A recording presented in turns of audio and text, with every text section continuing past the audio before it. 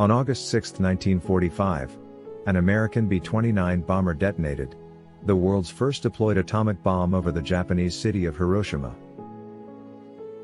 The bomb, named Little Boy, immediately killed around 80,000 people. 3 days later, a second B-29 dropped another nuclear bomb nicknamed Fat Man on another Japanese city, Nagasaki, instantly killing an estimated 40,000 people. By the end of 1945, approximately 140,000 people died from the bomb in Hiroshima, and 70,000 in Nagasaki.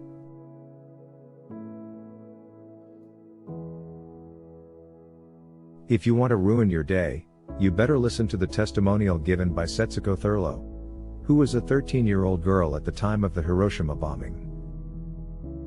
She was one of the very few survivors, rescued from the rubble of a collapsed building, about 1.8 kilometers from ground zero. The most widely used criterion for measuring the power of a nuclear weapon is yield, which is expressed as the amount of trinitrotoluene, in short TNT, required for the same energy.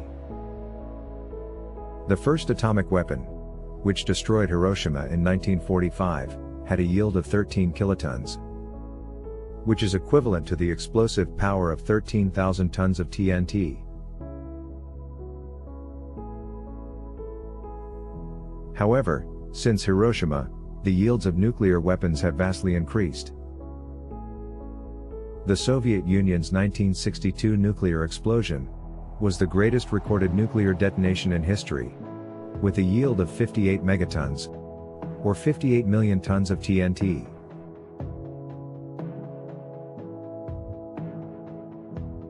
Even the most brutal wars of recent history are little spats compared to the destructive power of nuclear weapons.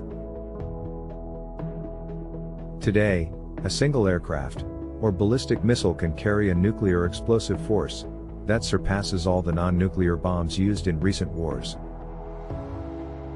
Despite a general improvement in global nuclear tensions and major arms reductions after the Cold War, there remains no shortage of nuclear weapons worldwide.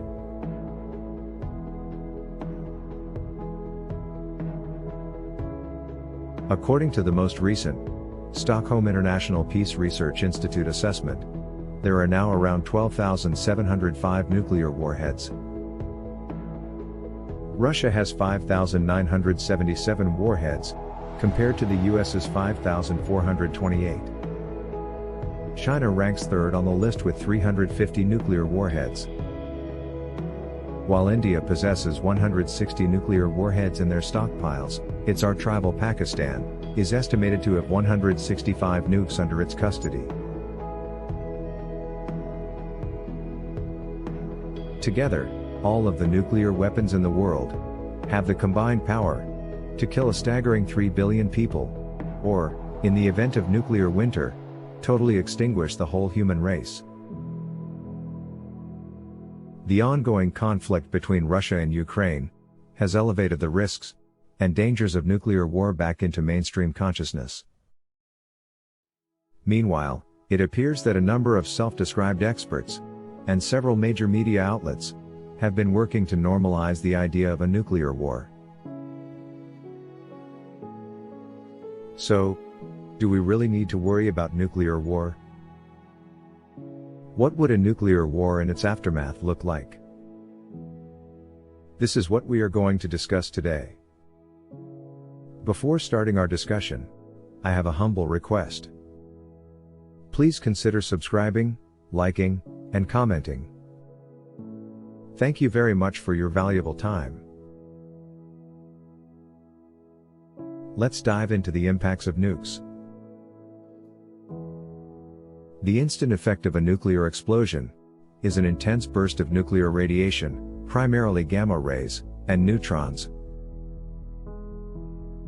Within a space of microseconds, the material which used to be cold and solid becomes a gas, hotter than the sun's 15 million degree core. This heated gas emits X-rays that warm the air around it. This thermal flash lasts many seconds, and accounts for more than 1/3 of the weapon's explosive power. The intense heat can ignite fires and cause severe burns on exposed skin as far as 20 miles from the explosion. As the rapidly expanding fireball pushes into the surrounding air, it creates a blast wave, consisting of an instant jump in air pressure. The blast wave moves outwardly, at the speed of thousands of miles per hour, but slows as it spreads. It is responsible for the majority of the physical destruction, and carries almost half of the explosive energy of the bomb.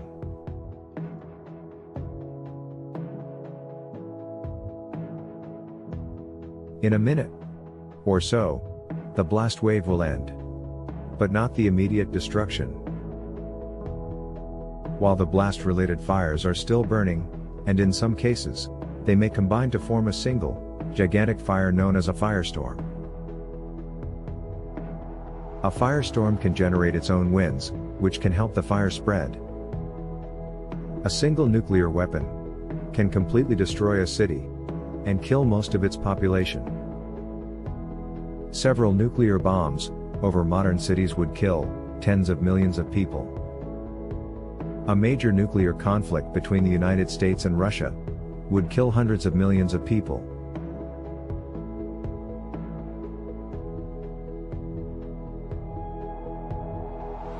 Scientists have created models that illustrate the devastating humanitarian effects of nuclear attacks on various cities.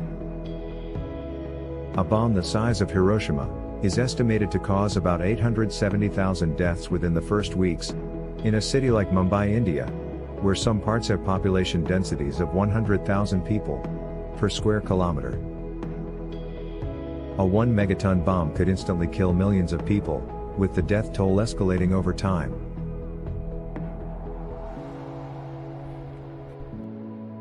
As per another study, a full-scale nuclear war would change the climate, that is unprecedented in human history. In the case of the US-Russia nuclear war, more people would die from famine, in India and Pakistan, than in the countries actually fighting the war.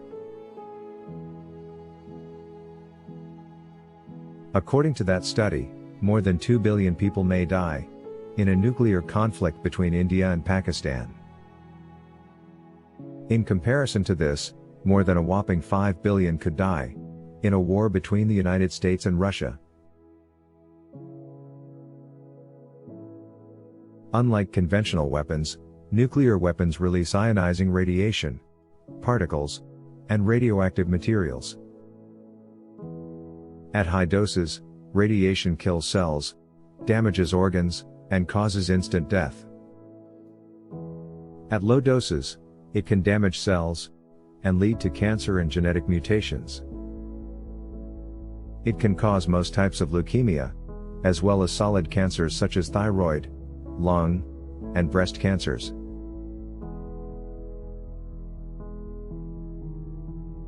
Usually it takes 5 years to show increased rates of leukemia and thyroid cancer among exposed children, while the incidence of most solid cancers rises after about 10 years.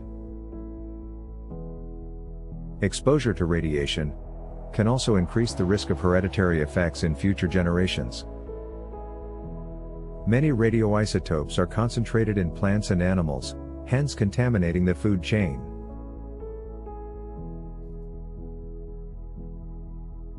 Less than 1% of the nuclear weapons in the world are sufficient to disrupt the global climate and threaten as many as 2 billion people with starvation. The thousands of nuclear weapons possessed by the US and Russia could bring a nuclear winter, destroying the planet's ecosystems on which all life depends.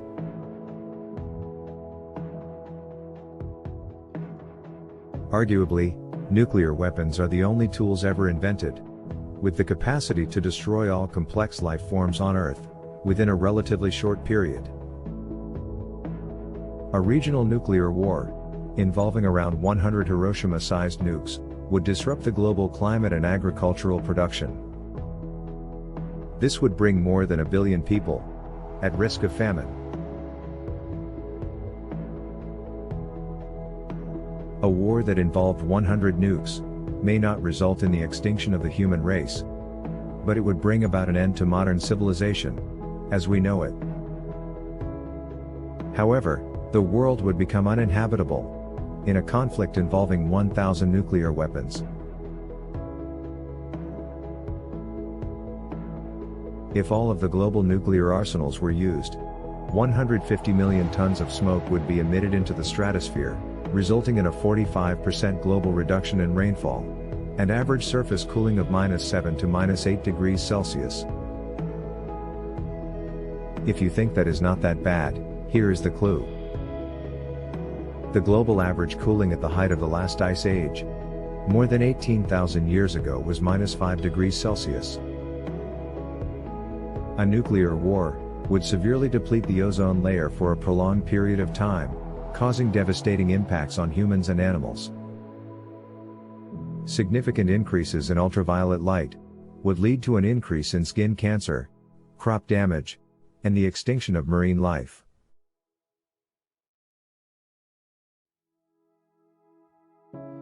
On the other hand, the disruption of international communications, satellites, cables, and even high-frequency radio links could be a major obstacle to international recovery efforts.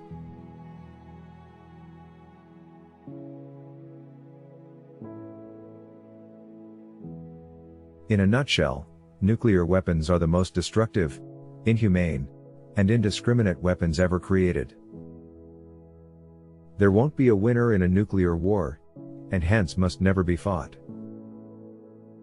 With the current stockpiles, it is clear that humanity as a species could not survive a full-scale nuclear conflict. Whether it is a false alarm, error, or intentional, a nuclear war in the modern era will be humanity's final war. Thank you for watching. Please consider subscribing, liking, and sharing, which means a lot to me. I love to see your thoughts in the comment section.